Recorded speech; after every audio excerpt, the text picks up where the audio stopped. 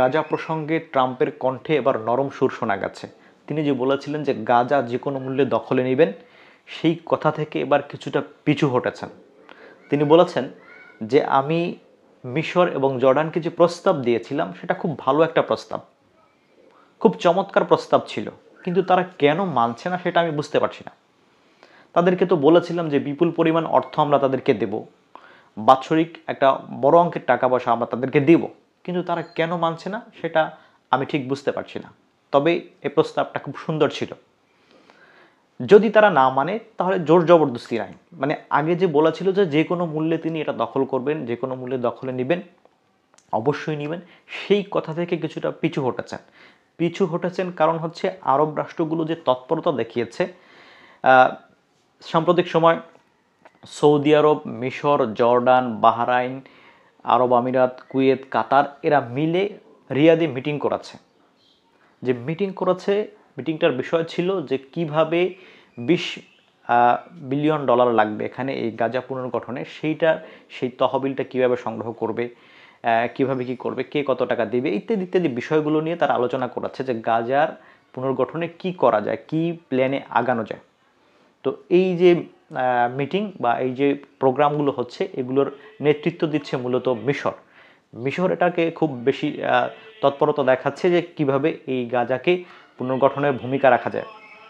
এবং আগামী 4 তারিখে মিশরের রাজধানী কায়রোতে এটা নিয়ে আর একটা মিটিং হবে, মানে পুরো আরব রাষ্ট্রগুলো সেখানে একটা আনুষ্ঠানিক মিটিং সেখানে করবে এবং সেখানে সিদ্ধান্ত হবে যে কি করবে, কোনভাবে তারা এই গাজার প্রসঙ্গে সামনের দিকে এগোবে। মিশর যে প্ল্যানটা করেছে সেটা হচ্ছে যে গাজায় এই আরব রাষ্ট্রের সমন্বয়, সেখানে পশ্চিমাও কিছু লোকজন থাকতে পারে, একটা কমিটি গঠন করে সেখানে ওই গাজার পুনর্গঠনে এই কমিটি কাজ করবে। সেখানে হামাসের কোনো ধরনের অন্তর্ভুক্তি থাকবে না, মানে তারা সেখানে অংশগ্রহণ করতে পারবে না বা করবে না, বরং এই আরব রাষ্ট্রগুলো এগুলো সব কিছু দেখাশোনা করে সেগুলো তারা, মানে যারা এক্সপার্ট রয়েছে তাদের মাধ্যমে এই কমিটি গঠন হবে। এর মাধ্যমে তারা এই গাজা পুনর্গঠন করবে এবং এখানে মূল নেতৃত্বে থাকবে হচ্ছে মিশর। তো মিশরের নেতৃত্বে এই গাজা পুনর্গঠনের যে প্রক্রিয়া সেটা চলবে। এখন গতকালকে ট্রাম্প আবার বলেছে যে গাজায় যে যুদ্ধবিরতি সেটা নিয়ে যেভাবে যে প্রক্রিয়া চলছে সেখানে তিনি নিয়ে মন্তব্য করেছেন বেশ কিছু। তিনি বলেছেন যে গাজার হামাস এখন যাদেরকে মুক্তি দিচ্ছে বা যাদেরকে মুক্ত করছে তারা তুলনামূলক সুস্থ এবং সুস্থদেরকে মুক্ত করা হচ্ছে, কিন্তু যারা অসুস্থ আছে, যারা শারীরিকভাবে একটু দুর্বল, তাদের অবস্থাটা কীরকম সেটা আমরা অনুমান করতে পারছি না।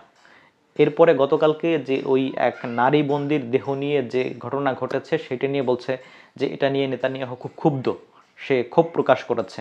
তো এই ধরনের ঘটনা হওয়া উচিত ছিল না, কেন হলো, এটা তারা ইচ্ছাকৃত করেছে কিনা, নানান ঢঙ্গের কথাবার্তা সে বলেছে। যে আজকে 6 জনকে মুক্ত করবে গাজার স্বাধীনতাকামী যে সংগঠন, তারা ওই দিক থেকে 602 জন মুক্ত হবে ফিলিস্তিনি বন্দী ইসরায়েলের কারাগার থেকে।